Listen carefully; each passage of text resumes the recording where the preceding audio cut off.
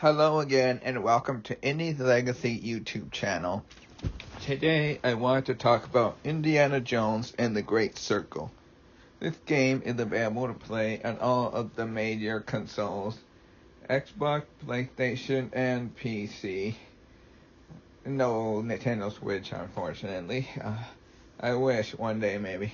I finally had the chance to play it when it came out in PlayStation 5, and I really enjoyed it. It was thanks to applying to Keymailer that I managed to obtain a review copy.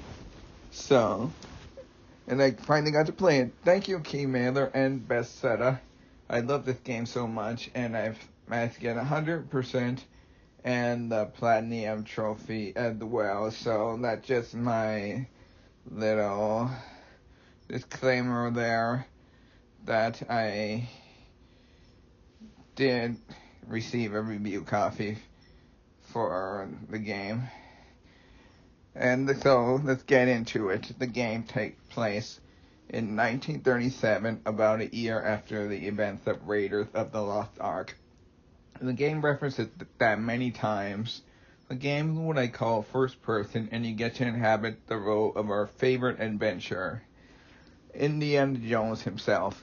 The plot of this game has Indy trying to uncover the mystery of the titular Great Circle, and without spoiling, the game has so many twists and turns that take things into unexpected directions. I should just dive right away into talking about the gameplay. As I said, you control Indy in the first person, and you get to explore tombs and collect ancient relics. You also find yourself fighting fascists who want to get to the bottom of the Great Circle. There are many puzzles in this game, including some that were certainly a head-scratcher for me, challenging the limits of my problem-solving ability. However, in all, the gameplay is quite fun. Combat is straightforward. At Indy, you can use your whip to stun enemies, and then you can punch and kick enemies. However, they have an exhaustion meter, so to speak, so watch how much you have remaining on your side. You can use the environment as a weapon, pushing enemies off of ledges and using temporary melee items you find around the world to throw or hit enemies with. Although most of them break after a bit, so just be aware of that. You can get things to fix up those weapons, but you don't want to rely on them too much. You can also use firearms, however, this is likely a last resort, and using them will learn most enemies in the game. I do like that in the game you get a chance to increase your stats through the use of adventure books. You can use these books to increase your health and stamina. You can also use them to add to your skills by increasing your damage and also other things like weapon durability. While it is entirely optional to get any of these books, except for a few, doing so will make your journey a lot easier. I collected them all, and I didn't notice a certain significant difference in my journey at Indy when I did so. So I'd recommend picking up at least a few for your health and stamina. Makes the game easier. Traversal is also fun as well. You can sprint or walk, and they have an interesting system here with fast travel posts that look like sign points. It really does help make things blend into the world. I do wish that for some of the bigger levels, you could use horses or vehicles to get around. But after a while, without really knowing these vehicles like the back of my hand. One level, you get a boat, and well, it does work to a certain extent, though it can be slow at points. Really like how they made the whip as a traversal tool as well. You can use it to swing across gaps and to climb up tall ledges. The puzzles, as I said before, some could be pretty tricky, but all are possible within what the game showed you. Sometimes you get hints from different notes you might find about what to do and where to go. Sometimes you can use the camera to give you hints. The camera is one thing that saves me through a few particularly tricky puzzles. Without giving too much away, some of these puzzles are needed for the story progression, and others are used for side missions, which I'll get to in a bit. Now let's talk about the environments. They are very incredible. Really get to see the passion that went into creating these different environments. You get to explore a wide variety of environments, from the deserts of Egypt to the jungle ruins of Sukhothai, and then the mysterious catacombs of the Vatican. Each environment brings a different feel and approach to the game, and I really enjoyed how alive each place really feels.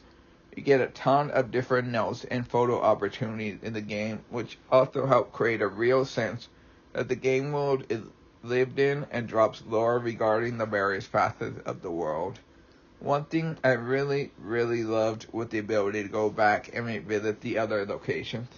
Just make sure that you save before you do so to avoid losing your progress. The story itself is pretty incredible and very much deeper than it initially appeared on the surface. While I don't want to spoil everything, the mystery behind the Great Circle is something that you very quickly realize is an old and very ancient secret, one that people wish to keep secret at all costs. The game does a great job of describing it to the player, and it does take a few twists and turns. Might do a spoiler video about the Great Circle after a few months, so need to give everyone a chance to play it first. There are a ton of references in the game, and as I said, not just to Raiders, but to different things in the Indy novel that casual players might not pick up at all. It really does reward Indy fans for paying close attention to all the different clues. Indy is an explorer after all, and has seen a lot of strange things in his life. The game even goes out of its way to ensure that some Indy stories remain canon, and it feels very organic in how it develops. Now getting into the cast of characters. Indy has a new sidekick in this game, as he travels alongside a reporter, Gina, as you delve into the mystery of the Great Circle. His interactions with Gina are some of the funniest bits in the game. You get to travel with her throughout the game, as well as involve her on some missions.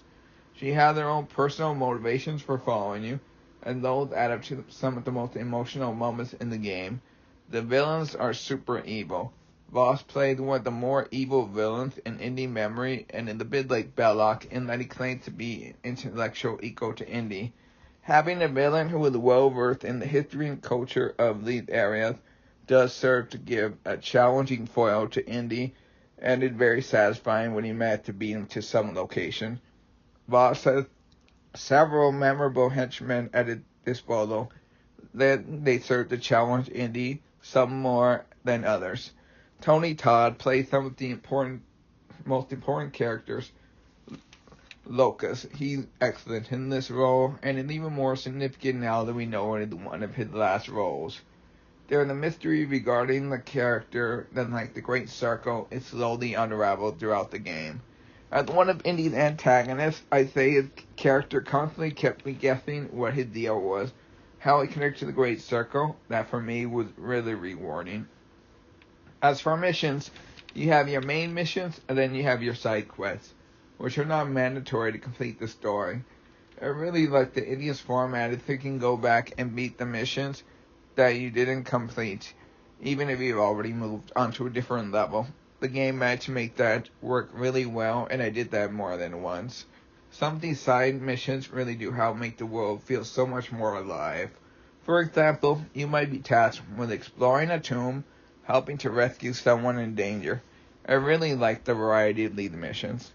Indy really is versatile, and you get different disguises throughout the game.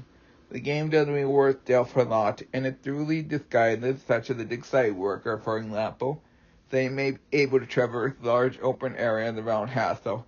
I found out fairly quickly that some areas like the Vatican, it's almost impossible to walk openly without a disguise. Even so, it's not a cure-all, as they do have some guards who won't notice you. So you have to be cautious. Personally, I always change back to the Indy main outfit once outside in enemies, or whether I am exploring a tomb. Overall, I gave this game a 10 out of 10. I really enjoyed this game, and I can't wait for the DLC. I'll do a review of the DLC, The Order of Giants, once it comes out on September 4th. Have to finish the game before I do the review, of course. Having completed the game 100%, it really does feel like the Order of Giants will add a lot to the lore of the game.